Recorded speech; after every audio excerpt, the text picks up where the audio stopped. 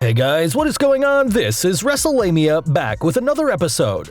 Friday Night Smackdown is coming to you taped from Manchester, England as the WWE begins a short international tour. On a side note, anyone care to wager what the chances of airplane mechanical failure are this time? Join us now as Wrestlelamia analyzes tonight's edition of the Blue Brand and brings you the latest wrestling news, including AEW news, Ronda Rousey's return date, a new WWE arena, and more.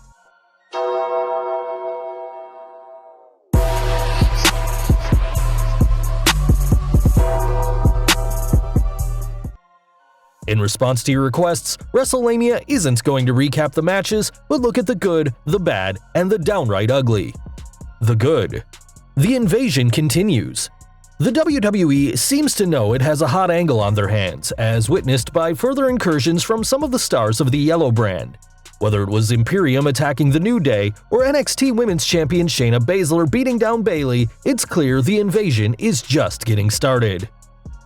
King Corbin's push continues. Although King Corbin's opening segment with Roman Reigns was cringeworthy, the WWE made up for it with a good match between Corbin and the Big Dog, with Reigns putting Corbin over, albeit with help from Robert Roode and Dolph Ziggler. While we don't know if the fans will go along with Corbin's push, it's good to see the promotion continuing to get behind Corbin in the hopes of creating a main event heel. A team-up of Titans. Could we be seeing a new team in the form of Tyson Fury and Braun Strowman? If so, what team could the WWE possibly put up against them that would seem like a challenge? Well, it's too early to tell if the Gypsy King and the Monster Among Men are going to be a regular team, or if this is a short-lived combo, or possibly even part of an angle to lead to the two battling each other again. It's an interesting duo, and another way for WWE to draw in outsiders such as boxing fans. The bad. It's definitely not a new day.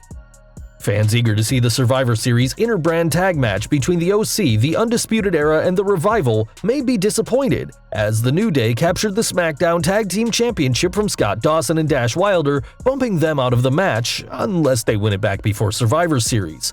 While fans familiar with the Revival's tenuous relationship with the WWE, they haven't renewed their WWE contracts and reportedly can leave the WWE sometime in 2020, might not be surprised to see the Revival lose the belts. It's a shame that WWE chose to put them back on the New Day and not around Robert Roode and Dolph Ziggler, a team that has shown considerable promise during their Raw Tag Team Championship reign.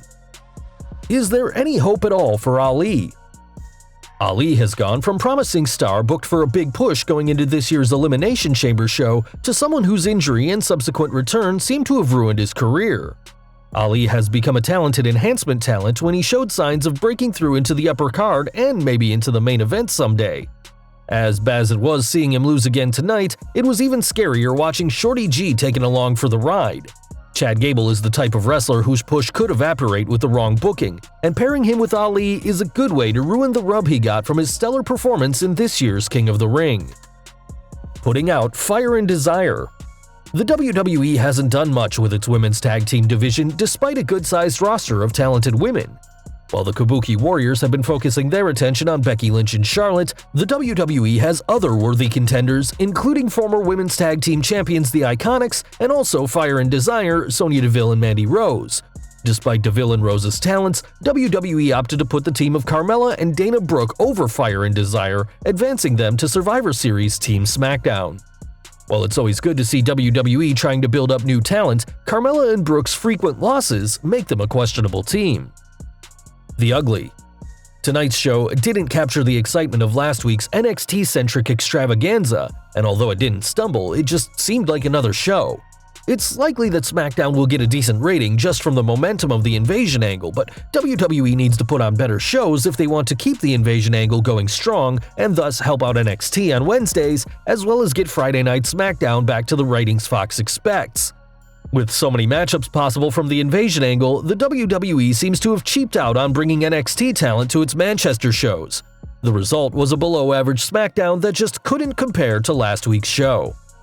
Le Champion shares his insights on the industry. During a recent talk with Bleacher Report, current AEW World Heavyweight Champion Chris Jericho discussed the differences between contemporary wrestling and the heyday of the Monday Night War, and whether those glory days can ever be brought back. I don't know if it could be a big part. That time has come and gone. Wrestling itself is part of pop culture. I think right now wrestling is as good as it's ever been in terms of quality. You need that one big-name star. I think WWE has gone away from that. It's very overly scripted. They don't want to put all their names in one basket. The man who enjoys a little bit of the bubbly from time to time also compared working in WWE to working in AEW.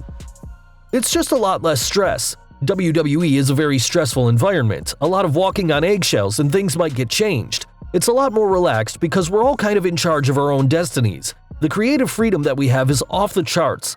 When you come into AEW, it's like going from black and white to living in color.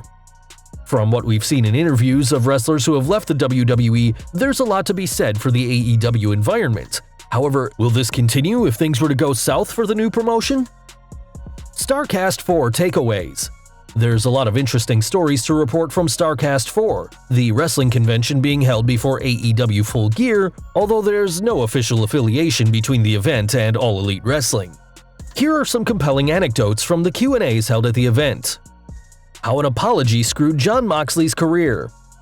Jon Moxley doesn't seem to have any limit to the many crazy stories dealing with his time in WWE. Moxley recently sat down with Jim Ross at a special panel at Starrcast 4, and the subject of Moxley's career came up, with the former Dean Ambrose recalling the moment when he realized his WWE career was in trouble. So, this is the pay-per-view when I won the United States Championship. I think I won it on this night. You know how you're like in the moment, in the zone, you say things to yourself, you say things out loud? Like if you're shooting a basketball, you'd be like, okay, get in the hoop, motherfucker, alright. Especially when you're really there and in the moment, you should want to be there in a wrestling match. If you're not, then you're not where you need to be. So anyway, I win the match, the ref raises my hand and I say, give me my f***ing belt, blatantly. So the ref gives me the belt because I'm hyped up, like I said, give me my f***ing belt. They cut it on the delay. I had no idea I said this because you know how you're just talking, you know? What seemed like a simple mistake seemed to go away when Moxley was asked to apologize to the production crew and gave them what he felt was a sincere apology. However, much to his disgust, Mox's apology only made things worse. So I leave. A little bit later, the same person comes up to me and pulls me aside all serious and goes, I don't think that was the right kind of apology for the push we want to give you. I'm like, what do you mean? I apologized. And then he's like, look, I know you're a different type of cat. I didn't know, I thought I totally apologized. I guess looking back years later, I come off as a I didn't mean to, but I must have. I think it was a pivotal moment where they were like, F this guy, and that's how they saw me and looked at me and probably see me to this day. New AEW title on the way? Not too long ago, Cody Rhodes hinted that AEW would eventually launch another men's championship belt. According to Ringside News, that belt may be here before the end of the year. During a teleconference from Starrcast 4, Cody Rhodes revealed that he doesn't like the term mid-card when associated with a title. He was once IC champion in WWE and he wanted to elevate that title. The secondary title can be big and make people care about it. This has been proven at Wrestle Kingdom and SummerSlam 92. Rhodes went on to say that there are plans to introduce a new, quote, prize to AEW next month. He wants this title to mean just as much as any other title in the company. There are rumors that the belt could be a television title, a belt wrestling fans haven't seen at the national level since the days of WCW.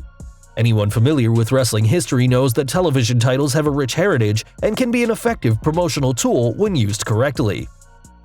News bites. AEW's rising star Luchasaurus, who recently suffered a hamstring injury, announced at Starrcast 4 that he expects to be back sometime in January 2020. According to a report by Brad Shepard on his Patreon account, the WWE is contemplating buying land to build an arena in Orlando that could hold up to 5,000 fans. Could this be a new venue for NXT? If so, Shepard says it wouldn't happen until 2022. Shepard also reports that Ronda Rousey is expected back in WWE in January 2020. Well guys, there you have it, Wrestlalamia's analysis of the 8 November Smackdown, as well as the latest wrestling news. Did you watch tonight's show? If so, what did you think? Be sure to leave your comments and don't forget to subscribe to our channel, follow us on Instagram and Twitter, and I'll see you next time for some more wrestling content.